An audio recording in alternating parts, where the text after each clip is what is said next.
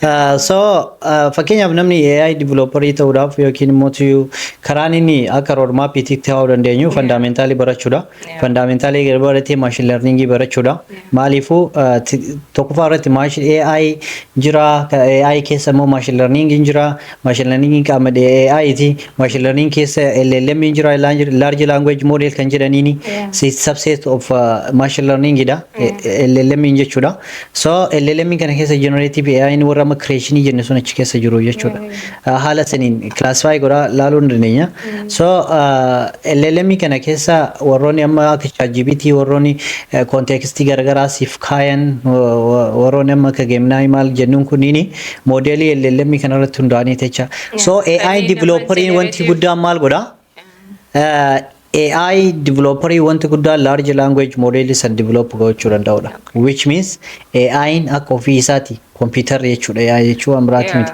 Computerri akka ofii isaati baratee akkaataa itti barate saniin yookiin immoo akkaataa itti leenjifame deebi'ee wanta itti kenname sana ofii isaati continuously irra deebi'ee hojjechuu danda'u jechuudha. So yookiin wanta gaafatame ofii isaati kan deebisuu danda'u jechuudha. Amma kanaaf amma namni kana barate tokko maal faa develop gochuu danda'a fakkeenyaaf akkasii yookaas maaliif sin jeebeeta ani amma kana hunda baradhee maal dalaguu danda'a joofa namatti dhagahamuu danda'a so ani maal dalaga kana waliin wal siifaa qabsiisu guruupii jalqabaa sanatti si adeemsu maaliif achirraa kaaneetiin piikoo godhataa deemne bareedaadha waan ta'eef jechuudha.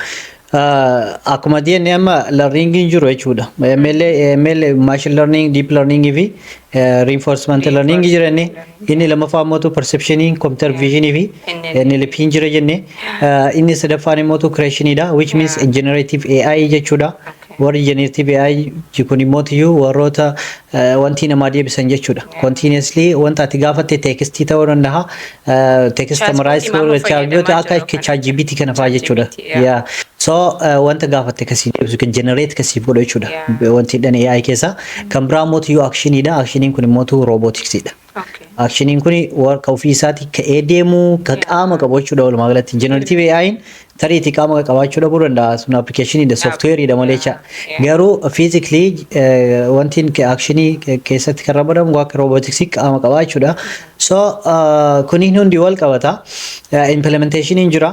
Implementation inile akkaataa itti wanta integrate itti gootu software akkaataa itti integrate gootu akkaataa itti rule isaa kana keesseetiin application fi maali wal qabsiistu akkaataa yookiin makiinaa faa keessatti ta'uu danda'a konkolaataa keessatti implement gochuu jechaadha. Implementation group jira yookiin machine learning operations jedhaman jechuudha isaan. So kan biraa immoo maaltu jira si fakkaata ethical kan jedhamu warra ethical jecha AI field keessatti warra ethical akkaataa AI tokko itti act gochuu qabu itti haasa'u yookiin itti dalaguu qabu osoo badiin balleessin jechuudha. AI waa balleessuu danda'a beeki. Osoo badiin balleessin warri fiildii ethical AI baratanii qofa wanti jedhan jechuudha. So gara biraatiin immoo gara gaaffii keetiitti yeroo siif deebi'u namni AI hojjetu tokko yookiin immoo namni AI barate tokko maal hojjechuu danda'a kaateetiif real world wanta qabatamaan jiruuf sifaa kaasu fakkeenyaaf namni tokko AI yoo kan baratu tahee sub field of specialization gochuudhaani fakkeenyaaf machine learning keessatti duruyyuu ture jira fakkeenyaaf stock irratti akka Amazon fa'aa platformiidhaan gurguddaa keessatti stock fa'aa stock in stock out wanti akkanaa kanneen kan predicting garagaraa spam predict adda addaa spamii fakkeenyaaf emailii keessatti spamii akka seenuu fi wanti meseejii adda addaa maaliin kuni fakkeenyaaf namni kana bare tokko machine learning keessatti specialize gochuudhaan isa kana develop gochuu danda'a yookiin immoo san keessatti hojjechuu danda'a jechuudha. Kara biraatiin immoo generative AI irratti yoo specialize gootee fakkeenyaaf generative AI itti gaafsin yeroo fakkeenyaaf akka reefu jenni sana warra text adda addaa akka ChatGPT, DeepSeek kanneen fa'aa Gemini fi kanneen biroos hedduutu jiran jecha. Kana develop gochuu danda'a jecha application akkana application AI kana gochuu danda'an. Amma sammootu AI automation jira yommuu kana maal siin jedhee reefu implementation waan jedhamu jira.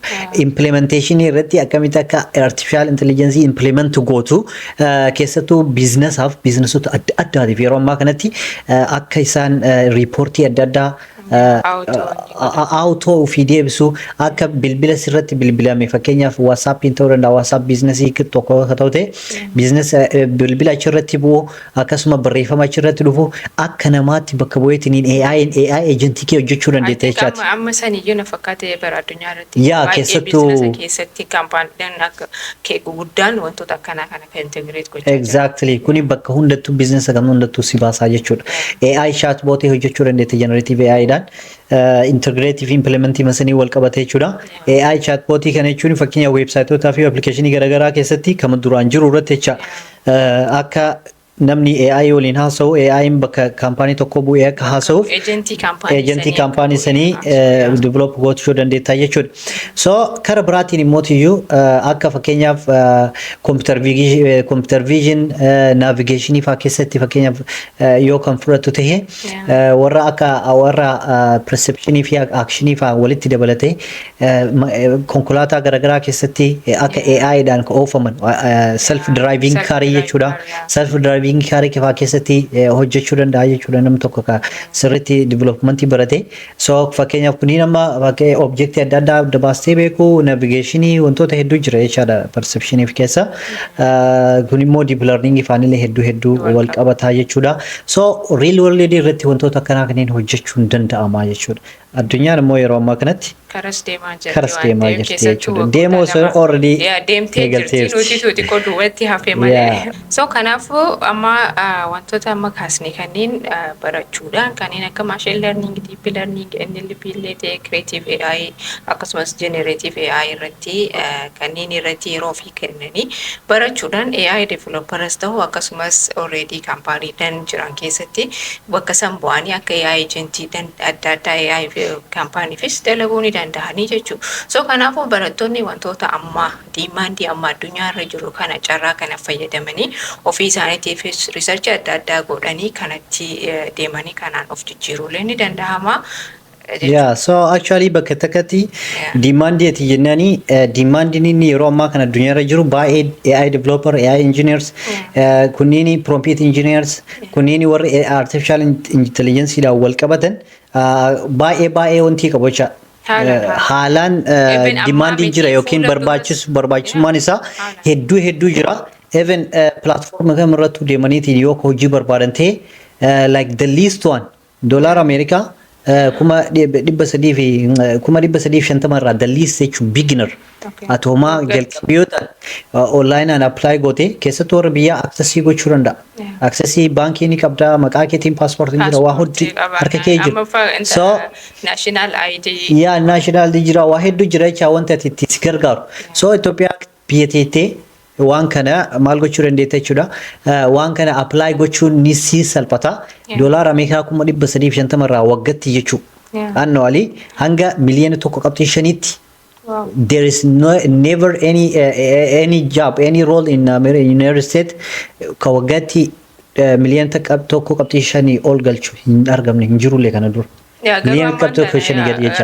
Rooliidha jecha akka nama dalaguu tokkotti namni wanti san galchuu hin jiru galiisan.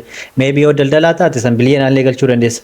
Garuu akka nama wanti hojjetaa tokkootitti hanga maallaqa agarsiis deemuu dandeecha. So beginnerii 350 irraa doolaara jechuun waggaatti argachuu dandeessu hanga miliyoona olitti deemuu dandeessa gaafa advaansii taate jechuudha.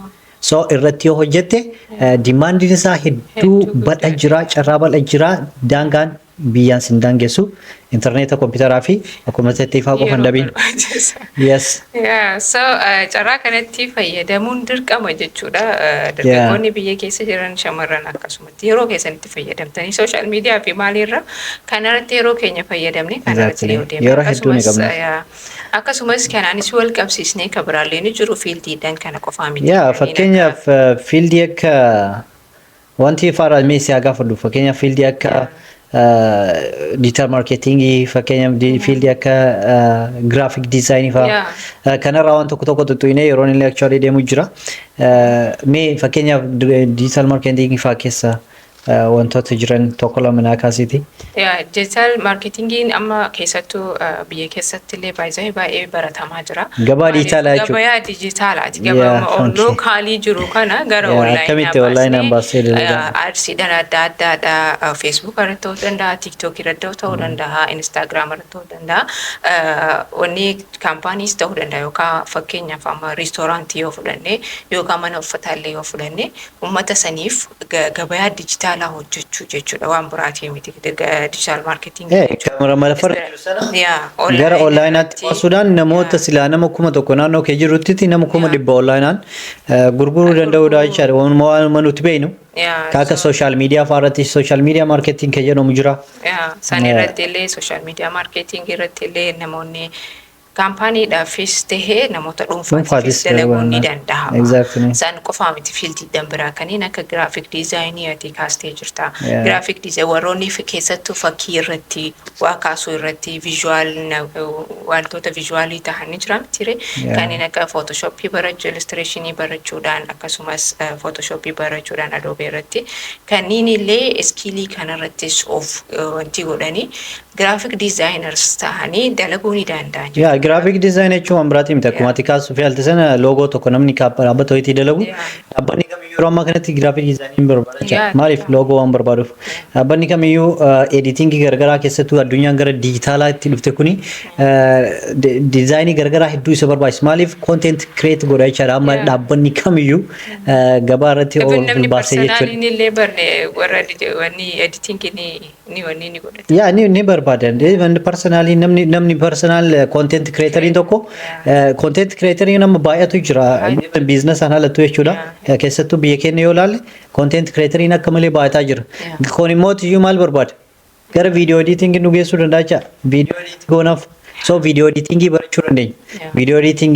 graphics digital marketing kunniin hundinuu osoo keessa seenne wanti toppikiin bal'aadha garuu kun yooma isaan jireenya keenya keessatti beeknu eenyumaanu jechuudha maqaa addaatii waan dhufeetiin qoonti jedhu bifa dalagatteen turreetti duran so waan agardaa photoshop irra dalaguuf maaliin kun gara monetize gochuu yoo goote hobbii kee yookaan monetize goote sirriitti skillii waan sanii garuu baratuu qabda maaliifuu seera qaba jechuudha waan hundinuu yoo editingii seera qaba yoo photoshop fi wantoota garagaraa diizaayinii loogoo akka sanallee ta'e seeruma sana so seeruma sana baratteetuma kanuma koorsii waan biraatii miti seeruma sana baratta seeruma sana erga baratte booda karaa wanni itti apply goote jechaadha. So carraaleen jiran kanneen yeroo deemaa jira baay'ee nullee waan baay'ee kaasne kanneen keessaa of gamagamee namni tokko maaltu naa taha yoo maal baradhe akkamitti wanni kun intarastii kiyya dhiiroo jee of gaafatee sigalee akkamitti yoo kana baradhe ammoo fuuldirri kiyya kana ati waan takka yeroo barattu dhuma kan kee beekuu qabda. Yoo kana baradhe ani eessa ta'a eenyu ta'a. Jeen fedhii kiyya waliin deema yoo waan kana keessa seene immoo hojiidha jee dalagamu intarastii irratti tahaa natti tolaa dalage. Kaajoo kanneen fiildiidhaan amma kaasni kanneen baay'ee kaasnee jira already wantoota softweeraa fi dijitaalaa wal qabatan. So kaniifuu barattoonni kutaa 12 kanaan irratti xiyyeeffannoo gochuudhaan kan biraatillee baay'eetu jiru. So asoo abdii hin muratiin jireenya keessan irratti osoo lakkii barumsa kufee jira jettanii wanti bira keessa osoo dammooti yookaan dhiistanii ofirraayyuu waan barumsa ta'eyyuu dhiisanii taa'urra barumsi kun beektaa baali'uudha. Barumsi jireenya namaa jechuudha. So kanaafuu barumsa yeroo jennu ammoo dirqama yuunivarsiitii miti jecha. Yuunivarsiitiin hafe jechuun ammoo nuti hafne jechuu miti. So kanaafuu kanarratti seeraan hojjenne akkas barattoonni akka inni godhan kuni dhaamsa keenya jechuudha. Dhaamsa keetti fufee. Actually homa wanti hambifanii jiran itti fakkaatu wantoota jenni kana qofarratti takka tokkoon isaatiin research gochuudhaan researchii keessa yeroo keessan fudhattanii wantoota ammas irra kaasne kanneen qabxiilee isin beektan jiru tarii keessanii faariyaas jiru researchii mataa keessanii gaggeessaa yeroo ammaa kana AI nuti fagoo deemnu raasoo innu wanti miti ChatGPT seentaniitiin gaafachuu dandeettanii Gemini Google irratti gaafachuu dandeettanii so researchii mataa keessanii gaggeessaa afaan Oromoolee Yeah, exactly. Beekamana. Afaan Oromoo Leeyoon barbaadde gaafatte afaan Oromoo qubee isaa haa caccabsu malee sirriitti siif deebisaa yaa'iin. So namni waan barbaade qoratee irra gahuun immoo abbaa qabdii jechuudha. So kan biraa mootu kan kaasu barbaadu waa'ee ijoollee barattoota kutaa 12 jiranii wal qabatee. So kana kufan jechuun waan biraa kufan jechuu miti.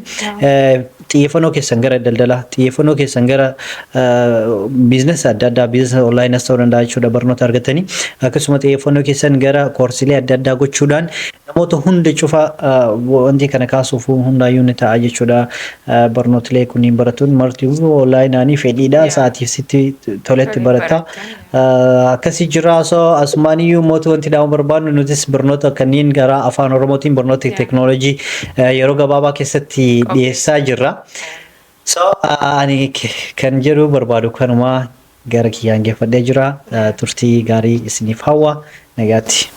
Kuni podcastii Yursiteekiiti. Subscribe gochuun dagatinaa. Dhaamsi keenya kanarraa kana fakkaata. Haga qophii biraatiin walitti deebinutti nagaan nu tura.